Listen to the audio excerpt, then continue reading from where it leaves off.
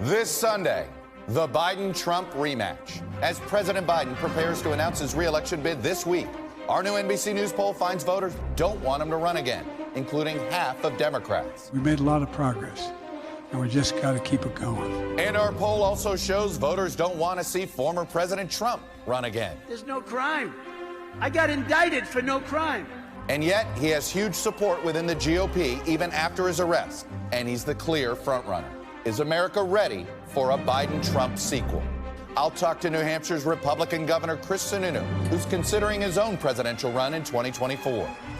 Plus, triggered. For this man to sit on his porch and fire at a car with no threat is just angers me so badly. The wrong driveway, the wrong doorbell, and the wrong car. Simple mistakes that all ended in Americans being shot. Mr. Yarl was fighting for his life. In a nation full of guns and growing distrust, what will it take to make knocking on a stranger's door feel safe again? And ethics scandal. After reports revealing Justice Clarence Thomas failed to disclose real estate transactions from a wealthy Republican donor, Senate Democrats call on the Chief Justice to testify. They have to do something. Why does the highest court in the land have the lowest ethical standards? I'll talk to the Senate Judiciary Committee Chairman, Dick Durbin. Joining me for insight and analysis are Politico Playbook co-author Rachel Bade, Washington Post columnist Eugene Robinson, Amy Walter, editor-in-chief of the Cook Political Report, and Mark Short, former chief of staff to Vice President Mike Pence. Welcome to Sunday. It's Meet the Press. From NBC News in Washington, the longest-running show in television history, this is Meet the Press with Chuck Todd. Good Sunday morning. Americans are seething at their political leaders and at each other.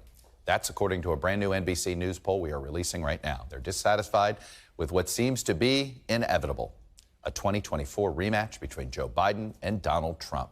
As Biden prepares to formally announce his campaign for a second term early this week, just 1 in 4 Americans believe he should run for re-election. 70% say he shouldn't run. By the way, only 35% believe Donald Trump should run again. 60% say no. Only 5% of Americans actually want both of these gentlemen to run. And let me show you even more of this poll. 53% of 2020 Biden voters say he shouldn't run. 64% of Democrats who voted for Sanders or Warren in the 2020 primaries think he shouldn't run. And 76% of voters under 35 think he shouldn't run. And what's the top concern for that? We asked voters. We didn't prompt them. We said, why don't you think he should run? Well, these were the responses. It almost is all about his age and his ability to do the job. Again, these are among Democratic primary voters. Overall, the president's job rating is not in a good place when you're seeking re-election, sitting at just 41%, driven by the 58% of Americans who disapprove of how he is handling the economy right now. Just 30% of independents approve of the job Biden is doing overall. But as Biden is fond of saying, he is not to be judged by the almighty, but judge him by the alternative. And guess what? The alternative is even more unpopular among the American public. Let me show you here. Here's the feelings about Donald Trump. Just 1 in 3 Americans have positive feelings about him. A majority have negative feelings, sitting at 53%. Among voters overall, a majority believe that the charges in New York are serious enough because he should be held to the same standard as anyone else. 43% believe he's being unfairly targeted, and that's approximately the number that seems to stick behind Donald Trump on almost anything. And among Republican voters, it appears that the New York indictment only galvanized his support. We asked them whether these charges were politically motivated attack, and it means they've got to stand behind Donald Trump, or do these charges indicate that he's got a lot of distractions in his way and that it's important to nominate somebody else who can focus on beating Joe Biden? Well, as you can see here, it's no contest. Nearly 70% believe they've got to rally around Donald Trump right now because of these indictments. Only 1 in 4 Republican voters believe it is time to move on. And that translates into the Republican primary matchup here. Donald Trump with 46%. Now, look, Ron DeSantis, that's a healthy number for somebody that's never run for president before. It's about the same spot that Barack Obama started in against Hillary Clinton back in 2007. And when you combine first and second choice here, you see that Trump and DeSantis could very well end up in a neck-and-neck race here. But that's the point. Donald Trump seems to be as strong, if not stronger, with the groups that matter the most when it comes to winning a Republican primary. Now, there's one more major takeaway from this poll.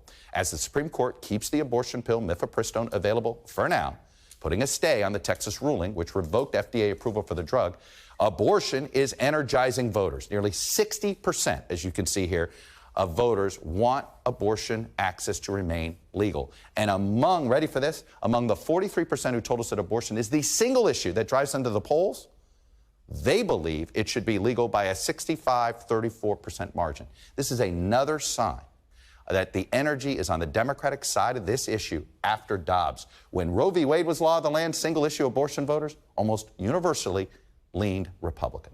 2024 Republican hopefuls met in their first Iowa cattle call last night, courting the caucus's most important demographic, religious voters. Donald Trump didn't appear at the event. He sent a video claiming credit for the Supreme Court justices he appointed, while his former vice president took Donald Trump on the issue of abortion. I face down vile attacks to confirm our three great Supreme Court justices, Neil Gorsuch, Brett Kavanaugh, and Amy Coney Barrett. I do think it's more likely that this issue is resolved at the state level, but I don't agree with the former president who says this is a states-only issue. And joining me now is the Republican governor of New Hampshire. It's Chris Sununu, who himself is considering a run for president. Governor Sununu, welcome back to Meet the Press.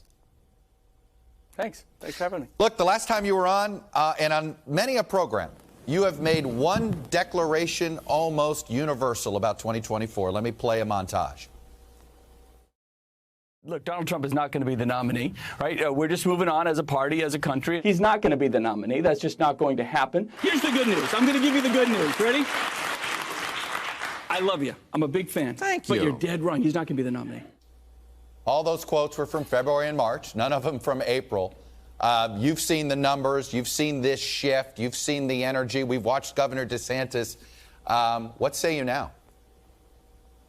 Yeah, there's definitely a shift, but I still don't think he's necessarily going to be the nominee. Look, I think your poll is spot on in all these areas, by the way. I think that's actually a great poll, and I hope folks listen to it.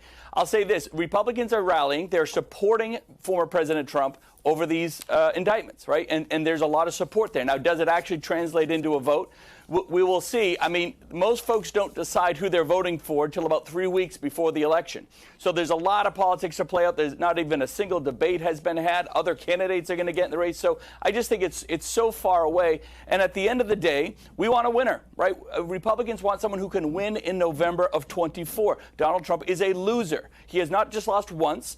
He lost us in our House seats in 2018. He lost everything in 20. We should have 54 U.S. senators right now. We don't because of his message. So Donald Trump is positioning himself to be a four-time loser in 2024. We need candidates that can win. Isn't the problem, though, that a majority of Republicans don't believe what you just said, that he lost in 2020? Because the loser message should work unless you don't believe he lost. Well, it's not just 2020, right? We got crushed in 2022. We should have 54 U.S. Senate seats. We don't because he is part of that message. We lost in 2018. So it's not just about whether he won or lost in 20, which he did, of course, but it's really about we can complain about things or we can make sure that, you can't govern if you don't win. And again, so he drags that ticket down. I think that reality is going to really come to bear through the primary process. So I understand folks are supporting him. They think that a lot of this stuff with the DA is political, which I believe it is too, by the way. It's creating a lot of sympathy. He's playing the victim card, right? Believe it or not, former President Trump is now playing the victim card, and he's making some headway with it. But at the end of the day, it has to turn into votes. Look, I talk all the time about, we want a fighter, right? Republicans want someone that's going to fight for them. But we also want a fighter that can win. He said he was going to go to Washington and drain the swamp. He didn't do it. He said he was going to build a wall and secure things. He didn't do it. He said he was going to give us health care reform and be fiscally disciplined, not add $8 trillion to the debt. He didn't do any of those things. So we want fighters that can actually win and take accountability. Look, I will bring up the good news for you in your potential candidacy. The Republican voters who don't want Trump to run look like voters that would be inclined to support you. They look like New Hampshire Republicans, if you will. They're more educated, wealthier. They're more likely to identify as moderates. But here's the problem. They only represent 26% of all Republicans. How do you appeal to that Trump supporter who's a bit motivated by grievance? Sure. Well, look, I'm a very principled free market conservative, right? When you look at whether the Second Amendment, we're the best in the country, with personal freedoms, we need to remind ourselves as Republicans what we're really good at. Limited government, local control, low taxes, individual responsibility. That's something that everybody can rally around. And frankly, in New Hampshire, as we say, we're wicked good at. We're wicked good at that. So when you look at the candidates that are on the ground and results driven, I'll put my record of success behind against almost any other candidate that would potentially step on the stage. And so results-driven winners is really what is going to drive the voter. We're still a long way away, again, from what the issues of the voter are going to be. But if you pulled this off, if you became the nominee, you would defy a conventional wisdom that has been true now frankly, for 50 years. And that is, if you're an abortion rights supporter, you don't have much of a chance to win the Republican nomination. I want to show you something here. Among Republican voters, 68% believe abortion should be illegal most of the time. Only 28% believe there should be illegal access to it. How do you convince those that believe abortion, there shouldn't be much access to abortion, to support your candidacy? Yeah, so that's where I'll really challenge it. Look, the next generation of Republican, right? If you look at the polls from about 45 and under, when you look at their priorities, banning abortion is not one of their priorities. It's not. They care about all these other kind of things in a conservative, fiscally conservative way. They want kind of that new generation of Republican to step up. It's not kind of the old school way. And so kind of talking about those issues that are important to them, not just us, and to how we're traditional. If we stay in our traditional lanes, we're going to lose. There's no doubt about it. So whether it's me or another candidate that really connects with folks, that kind of inspires that next generation of Republican to get into that voting booth, that's what's going to be successful. Do you think at this point, considering the chaos of the states and the confusion on abortion access, that the federal government needs to come up with a minimum access number, a floor for abortion access? Look, every time Republicans start talking about abortion, we're losing. We are, because it is a state's issue. That's effectively what Dobbs has allowed to happen. Should it be, though? When it is a state issue, the voters have direct accountability. Yeah. I'm sorry? Doesn't have to be. Congress can step in here, and in your opinion, they could, do you think and it should be a state issue, or do you think it should be standardized on the federal level? No, it should be. It's a state issue. And every time a Republican talks about banning this or this many weeks here, there, we are losing. We are. Every Republican potential candidate, take a piece of paper and write this down. It's a state issue. Let the voters in the states figure it out. We shouldn't be talking about it on a national level. We're moving on. And that's it. That's the new way. I don't think 50 years of precedent should have been broken with Roe v. Wade. This mifepristone stuff, 20 years of precedent, and one judge that no one even knows the name of is going to try to ban all that. That sends a lot of insecurity through the system in terms of our messaging as Republicans. Let's get back to what we do best. Limited government, local control, a little bit of that live free or die thing we have here in New Hampshire. That is a record to actually cross the finish line and have winners in November. Let me ask you about a larger societal problem. These stories of people pulling guns on everyday mistakes, pulling into a driveway, knocking on somebody's door. You have said you believe this gun violence issue is a mental health problem. How do we get to a point where we don't think we have to pull a gun in order to answer the door, or have a gun in order to knock on some neighbor's door?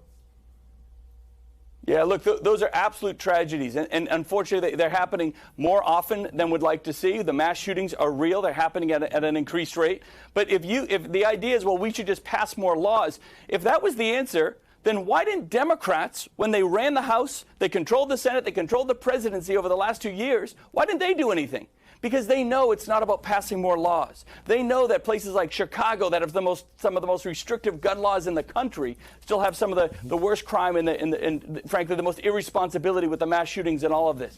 I'm a believer that you got to get to the crux of the issue. Right? I'm the governor of one of the safest states in the country. We also have some of the most flexible pro-Second Amendment rules and laws in the country, because we take those things very responsibly. We harden schools. We deal with mental health, especially in kids. We go after the core of the issue instead of saying, well, we should just pass more laws. And if it were that easy, people would do it. But it's not. If it were that easy, even Democrats would do it. They didn't.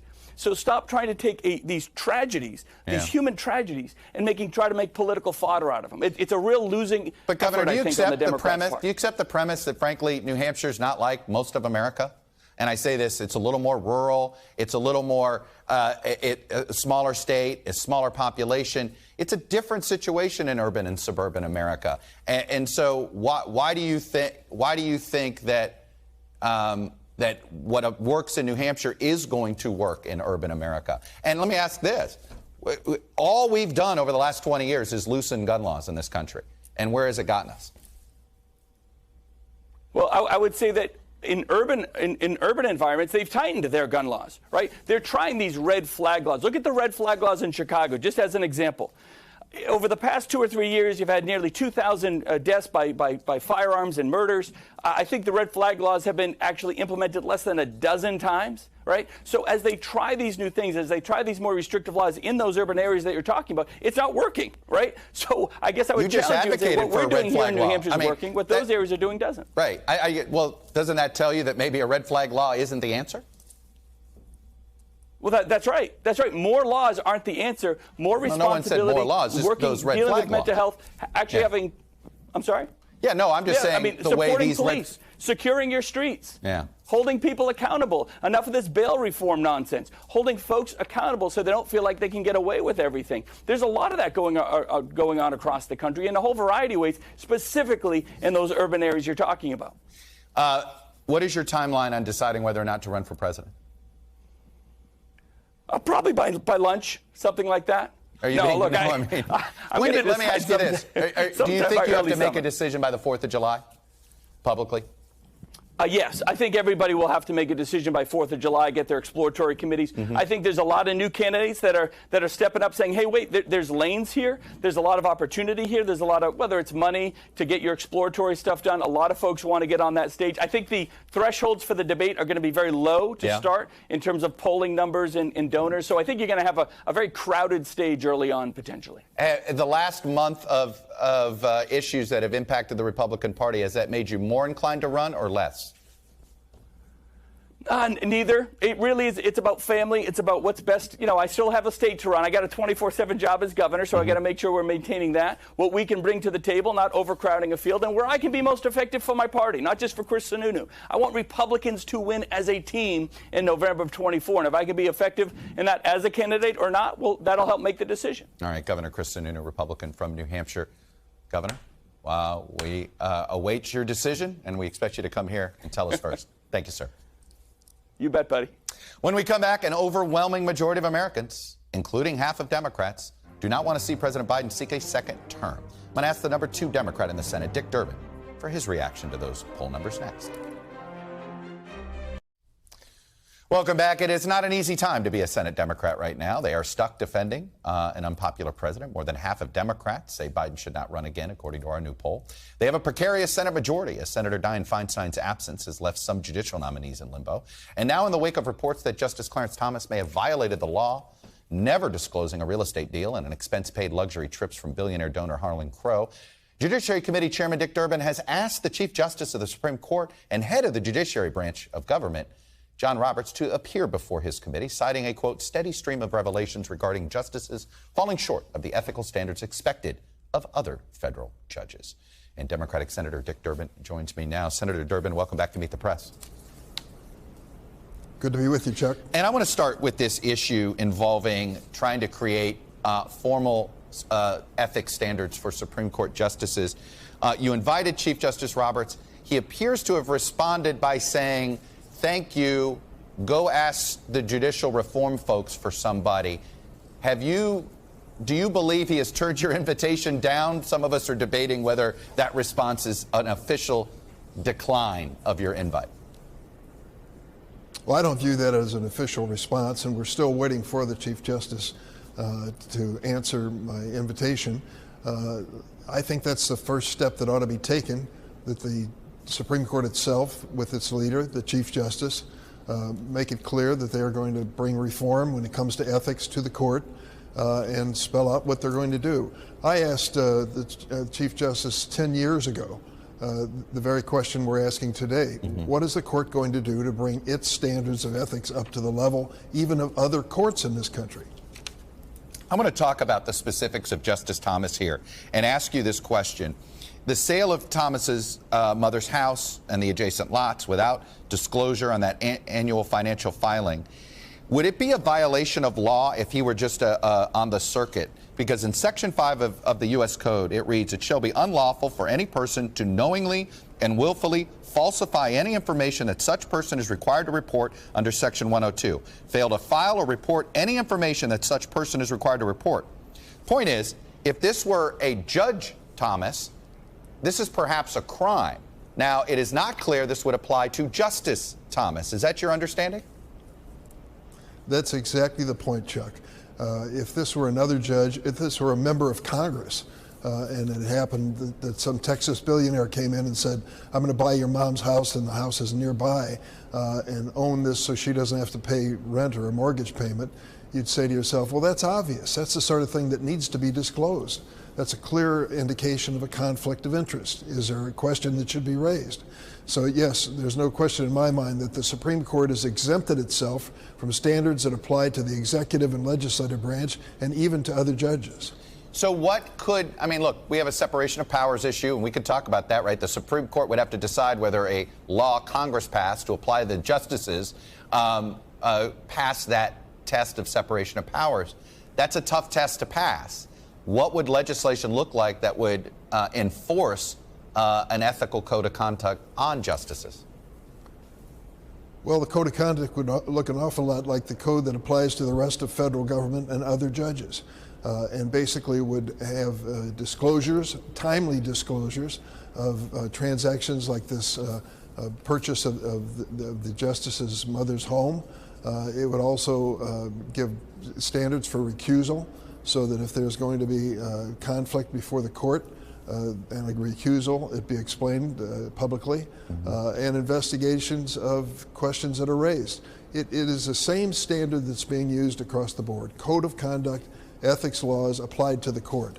Why this Supreme Court, these 9 justices, believe they are exempt from the basic standards of disclosure, I cannot explain.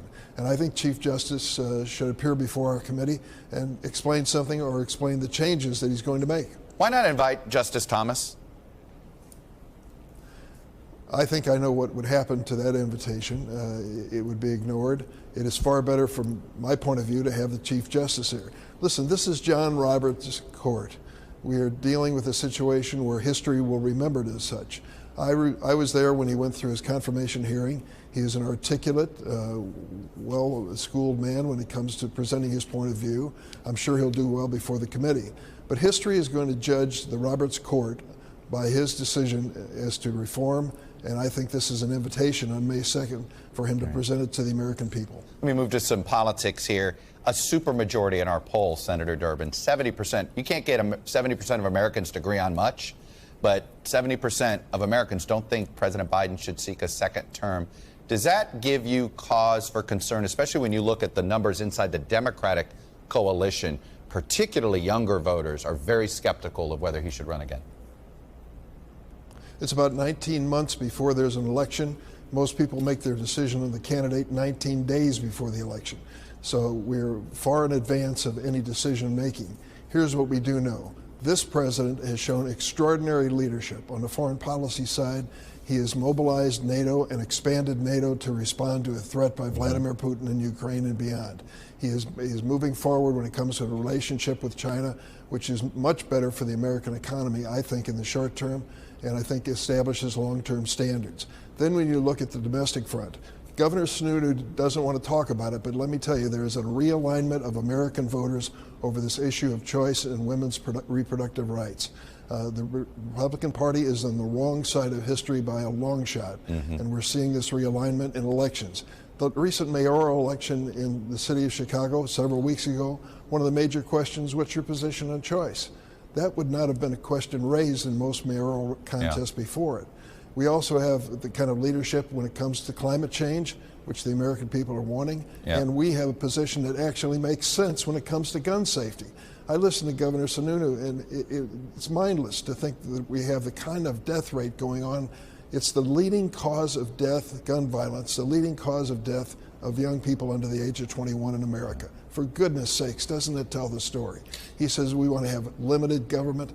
Well, I can just tell you, people want to be safe from assault weapons and the kind of profligate gun ownership that is not responsible. I'm going to get you to respond to this morning's New York Times, though, on this issue of President Biden. They believe he hasn't done enough to reassure Americans that he's up to the job.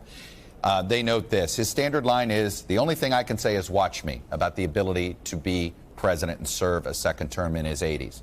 But Mr. Biden, the Times writes, has given voters very few chances to do just that, to, quote, watch him. And his refusal to engage with the public regularly raises questions about his age and health. Again, this comes from the New York Times, not some right-wing blog about this. Should President Biden be doing more to show Americans that he's up to the job? I think his schedule reflects an active person, mentally and physically, who is engaging with the American people on a regular basis. I don't know what more they're asking for, but I've been in meetings with him time after time. His performance tells me he's up to the job and does it well. Let's concede the obvious, what his age is, but let's look at the obvious. He is an active president who is meeting the challenges of America every day. A coalition of more than 60 California progressive groups are calling on Senator Dianne Feinstein to resign now. I know you have not made that call. At what point does her absence make you rethink whether you should publicly also add your voice to the calls of asking her to resign her Senate seat? Dianne Feinstein is my friend. She's my colleague. We sit next to one another on the Judiciary Committee. She's done extraordinary things in her public career. Let's face it, she's gone through several weeks of real travail over this shingles issue that she is obviously dealing with. She wants to come back. She said to Chuck Schumer on the phone last week, I want to get on that plane next Monday and be there. I want her to come back too, but her future is in her own hands and her family's consultation. I wish her the best, and I hope she can return very soon. When was the last time, have you personally spoken with her by phone or any other means since she got out of the hospital? No? No, I haven't. Just Senator Schumer? It's been several weeks. Schumer has, yes. And when you guys organized with a 50-50 Senate, you had a mechanism that allowed for any sort of any tie committee vote to be where you could move that nomination to the floor for a full vote. You didn't include that when you guys ended up with a one-seat majority. Was that a mistake? No, I think we reflected the reality. A 50-50 Senate said that if you have a tie vote, you can discharge it to the floor. When you have a 51-49 Senate, we have a nominal majority, and the rules reflect that reality. We have to have a majority vote coming out of the committee.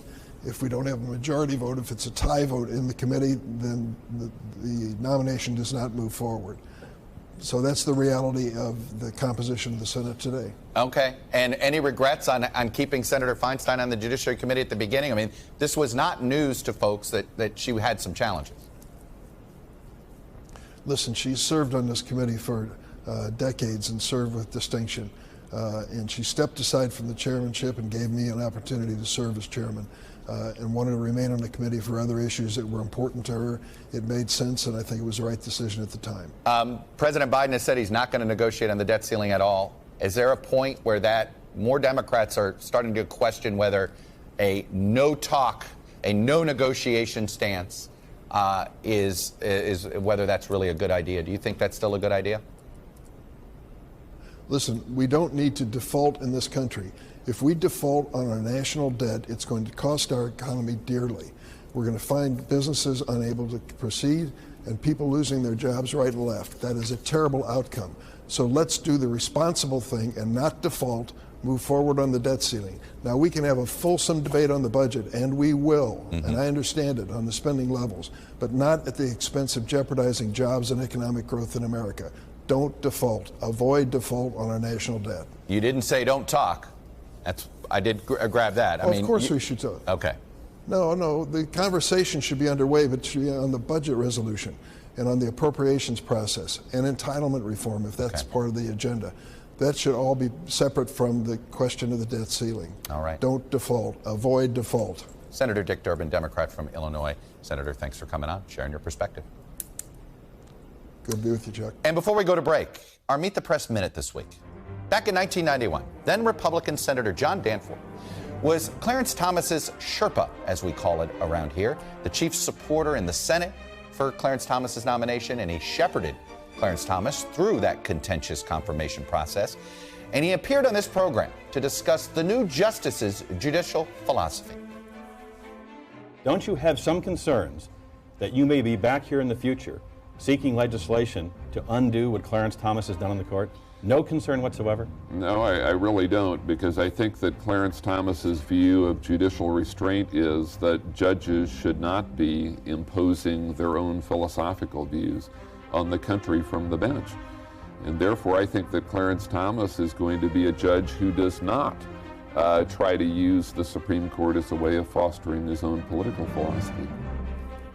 Clarence Thomas was one of two justices to publicly disclose they opposed what the Supreme Court did on Friday night. Up next, our new NBC poll shows voters don't want another Trump-Biden rematch. The panel is here, ready to discuss the impact of this poll next.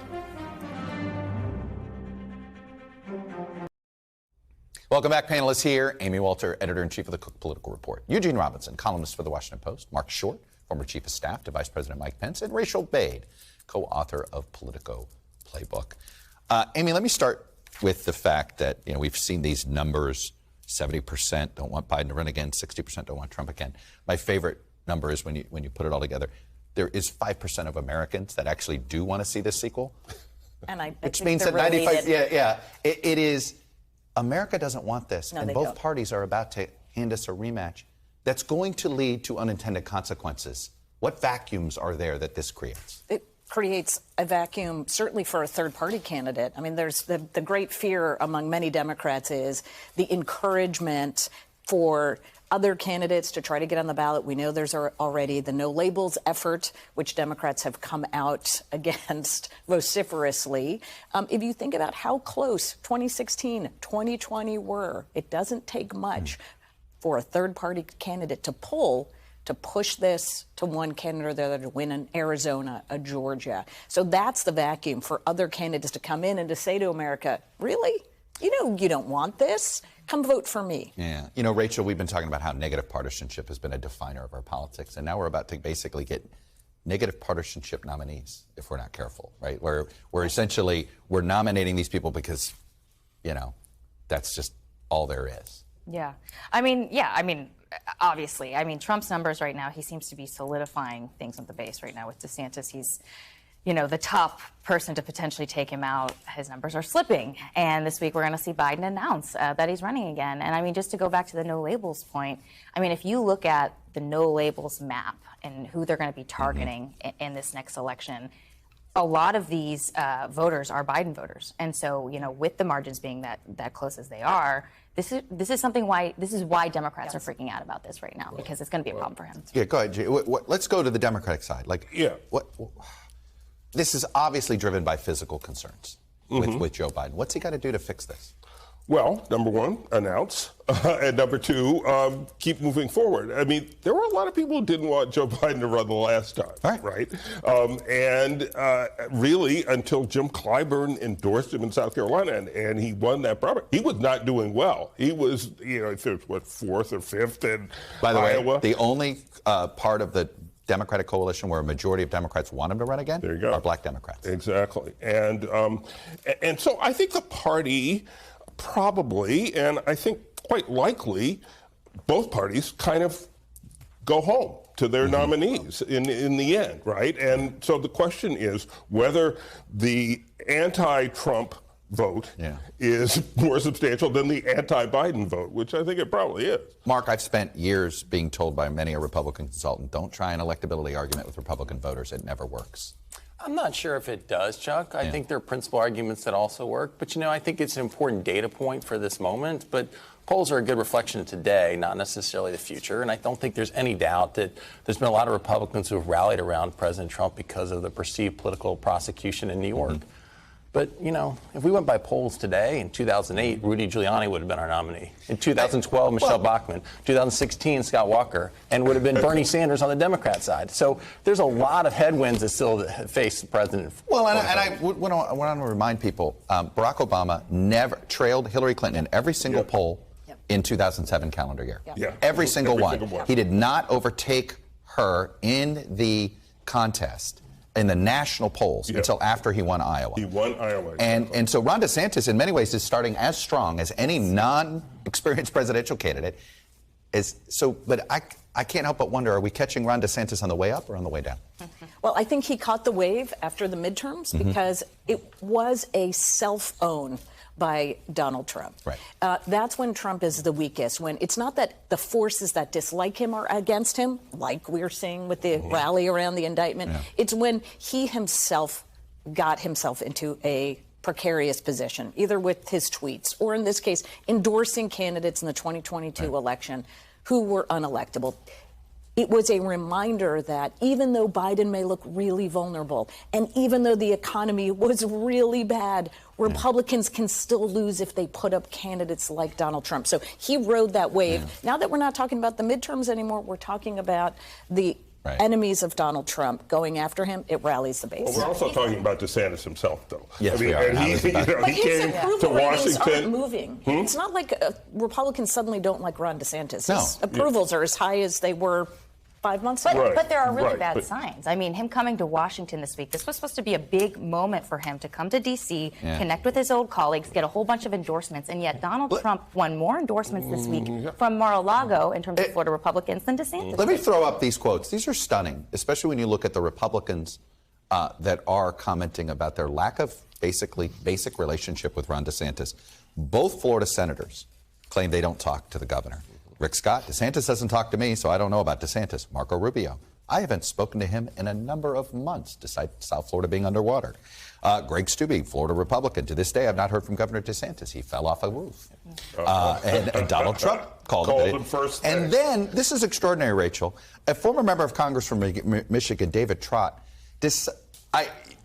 called up to go on the record to use, I'm not going to repeat the word, but basically said, DeSantis is not a likable guy, and used a more colorful word. The pattern is developing here. Yeah, I mean, look, self-inflicted wound here.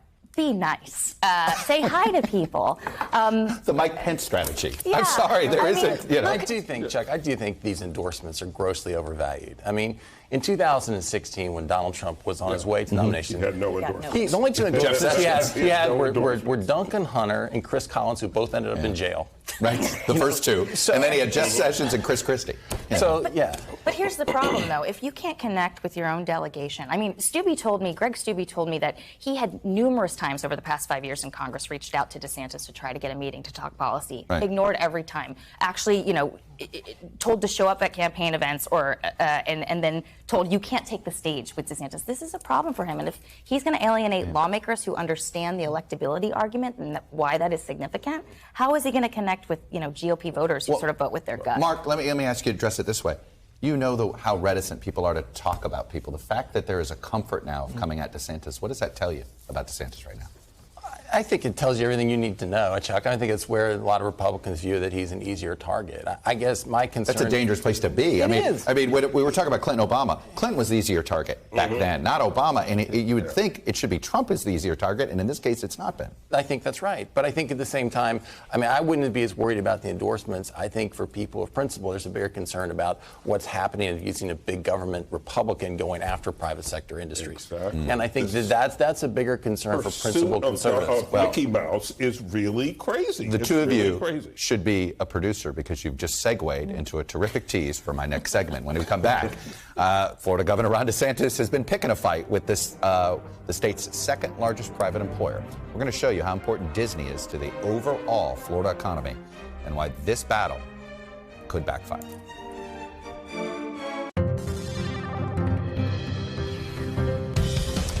Welcome back. Data download time. The feud between Ron DeSantis and Disney escalated yet again this week when the Florida governor proposed developing land near the amusement park into a state park, or even more snarkily, he suggested a state prison. was the latest volley in a battle that began last year when Disney executives criticized DeSantis' parental rights in education bill. It was dubbed the Don't Say Gay bill by many opponents.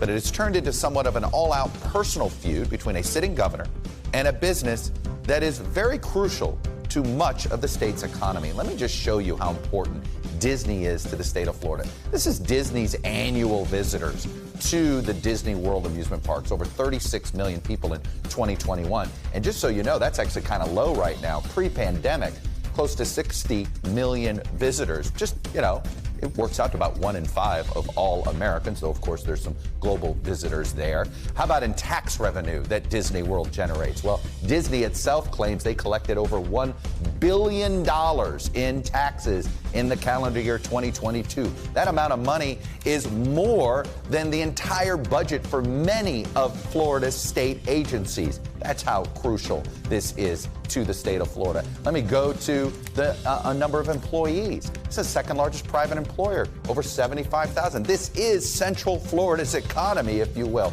75,000 people employed at Disney World. The only private company to employ more people in the state of Florida is the Publix grocery store chain. And then there's just the overall economic impact that it does for the entire Central Florida region. One estimate by Oxford Economics put it at over $75 billion in economic impact to the state of Florida thanks to Disney World. This isn't just a mouse that roars. Politically, it could become a mouse that bites as well. When we come back, this week we saw how simple mistakes could end in gun violence. In a nation full of firearms and fear, what will it take to make knocking on a stranger's door feel safe again? Welcome back. More than a quarter of Americans, 28%, say a family member, friend, co-worker, or they themselves have been a victim of gun violence. It outnumbers self-identified political independents in our poll by 2 to 1, as more Americans become part of a shared experience that they never wanted. I'm not interested in having a debate about gun laws. It's more of like, we have a societal and cultural problem. And it seems like it's now bigger than just a simple fight over laws, Rachel. I mean, this feeling that you can't go to some neighbor's house and you end up in the wrong door and you might get shot. Yeah. Yeah, I mean, talk about parents being afraid to send their kids to school. I mean, it is a fear that everyone has right now. And I'm going to take it back to laws because, you know, here in Washington, this was story number like 25. I mean, we're talking about everything else and not about this issue. President Biden was asked about it and he said, look, I can't do anything. Democrats, you know, Sununu pointed out, they didn't pass laws on this when they had majorities in Congress, and now Republicans control the House. Nobody's talking about it up there, and yet everybody's talking about it everywhere else. It seems that there needs to be some leadership to sort of change the culture that says, Mark, you don't need to pull a gun first. Like, that's where we are. Like, why people are in I got to have my gun first. That seems to be the uneasiness. Well, I think that there's a devaluation of life, honestly, in our society, Chuck. And I do think there needs to be a greater appreciation for the value of life. But I also think that there's a lot of media focus, and rightly there should be, on these mass shootings. But respecting everyone who lost a life and we mourn them, the reality is there's been 12,800 deaths by guns this year, 169 by mass shootings. There's a crime problem in our inner cities that we're not addressing. We focus a lot on the mass shootings without focusing on the real problem of crime in our inner cities. And there needs to be a bigger focus there. Well, it's not just crime in inner cities. It's crime in suburbs. It's crime in, rural areas. I mean, the guns are being used everywhere. It's a gun problem everywhere. And so, again, getting back to laws. I mean, Florida, after Parkland, passed a red flag law. And that has been used thousands of times, like probably 10,000 times by now, to take guns out of the hands of people who are deemed through a process to be a danger to themselves or others. And who knows how many shootings that has stopped, but I'll bet it's some. The number is not zero. So how else do we attack this cultural issue other than through law? Amy, I don't even know if we have a shared North Star on this, which is the goal, you would think, a minimum goal that everybody could agree on is we should keep guns out of those who mentally aren't capable of having it or who could be trigger happy for whatever reason. But we don't agree on how to judge that. How do you do that either? How to judge it? I don't know if these red flag laws are constitutional. We have yet to see it tested for what it's worth. So that's an issue. But it's also, we don't seem to agree that, okay, we got to get rid of mentally challenged people from getting guns, but we don't know how to do it. Well, and we don't. I do think also, what does mentally challenged mean when so many of these shootings are literally, as you pointed out, spur of the moment, heat of the moment? If you have a gun nearby, suicides are also one on that list that you put forward of the number of suicides that are aided by guns. How many of those would have been prevented if it wasn't as easy to pick up? Here's what I'm uncomfortable with, is that I would have had to say yes on that. I've had a family member and a work colleague touched by gun violence. I'm guessing that everybody here knows somebody or has somebody. I mean, that's the part of this that I feel like our politicians aren't addressing this shared reality. Rachel. On mental health? I mean, on all of it. Yeah. On all of it. Yeah, I mean, you talk about trying to get some sort of united North Star that people can go to. I mean, you would think that, Republicans always want to talk about mental health. Democrats always want to talk about gun control. I mean, there has to be some sort of overlapping area here. I mean, red flag laws have been successful in parts of the country. Could they do something more at a national level here in terms of making sure that guns are not falling into the hands of the wrong people? One thing that every gun crime, every gun incident has in common. It's the gun. We have more guns than people in this country. I mean, that's the bottom line. And now how we address that is a difficult problem. Well, we also live in it's the truth. Yeah, and we live in a society where it's heads I win, tails you lose. There's no such thing as compromise on any issues, because somehow, if there's compromise, I'm going to lose out. But I want to do a political reality here, Mark. We've yet to see somebody who is seen as a Second Amendment supporter lose an election because of that issue. Well, sure, because I think that as many as we talk about families that have been touched by gun violence, we also have family members or people we know who have also been protected because they had a gun too, Chuck. And so it's a complicated issue. I think you're right. It is a bigger societal issue than saying, let's grab everybody's gun. Right. Politically, I mean, you talk about, there hasn't been a Republican voter who has been sort of ousted because of this. And until you start to see, or not a Republican candidate, a Republican lawmaker, until you see something like that, you're not going to see abortion is definitely salient with swing voters. It's not clear yet that gun policy is. We'll see. Yeah. That's all we have for today. Thanks for watching. We'll be back next week, because if it's Sunday, it's Meet the Press.